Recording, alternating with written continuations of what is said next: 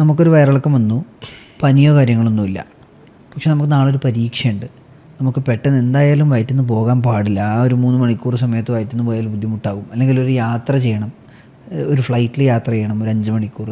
അപ്പോൾ അങ്ങനത്തെ സമയത്ത് ഇൻഫെക്ഷ്യസ് കോസസ് റൂൾ ഔട്ട് ചെയ്തതിന് ശേഷം നമ്മൾ കൊടുക്കുന്ന സാധനമാണ് ലോപ്രമൈഡ്. ലോപ്രമൈഡ് കൊടുക്കുമ്പോൾ എന്താ സംഭവിക്കുന്നത് വെച്ചാൽ മൊത്തത്തിൽ ആ ബവലിൻ്റെ മൂവ്മെൻറ്റ്സും കാര്യങ്ങളൊക്കെ നിർത്തിയിട്ട് വയറ്റിൽ നിന്ന് പോകുന്ന ആ ഒരു പ്രക്രിയ തന്നെ ഇല്ലാതാക്കുകയാണ് കുറച്ച് നേരത്തേക്ക്. അതുകൊണ്ടുള്ളൊരു പ്രശ്നവും കൂടെ ഉണ്ട്. ഇപ്പോൾ ഒരാൾക്ക് ഇൻഫെക്ഷ്യസ് ആണ് കോസ് എന്ന് വിചാരിക്കുക.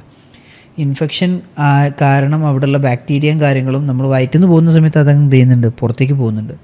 ഇത് ഇത്രയും നേരത്തേക്ക് നമ്മൾ ബവലിനെ അവിടെ നിന്ന് ഇളകാൻ സമ്മതിക്കാത്ത രീതിയിൽ അങ്ങനെ നിർത്തുന്ന സമയത്ത് ആ ഇൻഫെക്ഷൻ അവിടെ ഉള്ളിൽ തന്നെ കൂടുതലായിട്ട് സ്പ്രെഡ് ചെയ്യാനും ആ ഇൻഫെക്ഷൻ വളരെയധികം ഫ്ലെയറപ്പ് ചെയ്ത് കൂടാനുള്ള സാധ്യതകൾ കൂടുതലാണ്. അപ്പോൾ അതുകൊണ്ട് എപ്പോഴും അത് കൊടുക്കുന്ന സമയത്ത് നമ്മൾ ശ്രദ്ധിക്കാറുണ്ട്.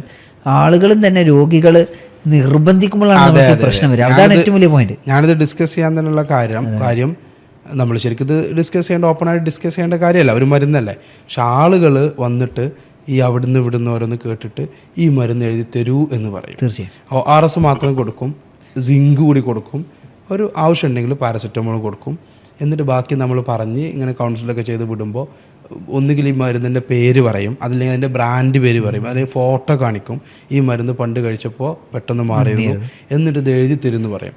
അങ്ങനെ കഴിക്കേണ്ട ഒരു മരുന്നല്ല ഏത് ലോപ്രമൈഡ് എന്നുള്ള മരുന്ന്. ഗുണത്തേക്കാൾ അത് ദോഷമാണ്. തീർച്ചയായിട്ടും അത് ഡോക്ടർമാർ സ്പെസിഫിക് ഇൻഡിക്കേഷൻ ഉണ്ടെങ്കിൽ ഡോക്ടർമാർ അതനുസരിച്ച് ചെയ്യുന്നുണ്ട്. അപ്പോൾ പീഡിയാട്രിഷ്യൻ നമ്മൾ സാധാരണ അങ്ങനെ റെഗുലറായിട്ട് എഴുതാത്ത മരുന്നാണ്, പക്ഷേ പലപ്പോഴും എഴുതാൻ നിർബന്ധിതരാവുന്ന ഒരു സിറ്റുവേഷനാണ് ഞാൻ പറഞ്ഞത്. ഇന്നത്തെ കാലത്ത് എപ്പോഴും അങ്ങനെയാണ്. കാരണം ചില പേഷ്യൻസ് ആണെങ്കിലും ആരാണെങ്കിലും അവർക്ക് എന്തായാലും നോളജിൻ്റെ സോഴ്സസ് ഇഷ്ടം പോലെയാണല്ലോ.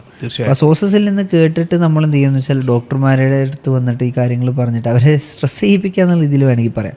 പിന്നെ ഇന്നത്തെ കാലത്ത് ഇപ്പോൾ നമ്മളോട് ഒരാൾ 10 വട്ടം ഒരു കാര്യം പറഞ്ഞാൽ ലാസ്റ്റ് നമ്മളത് ചെയ്തു കൊടുക്കും. തീർച്ചയായിട്ടും നമുക്ക് മുന്നിൽ വേറെ വഴിയില്ലാതെ വരുമ്പോൾ അങ്ങനെ ചെയ്യേണ്ടി വരും.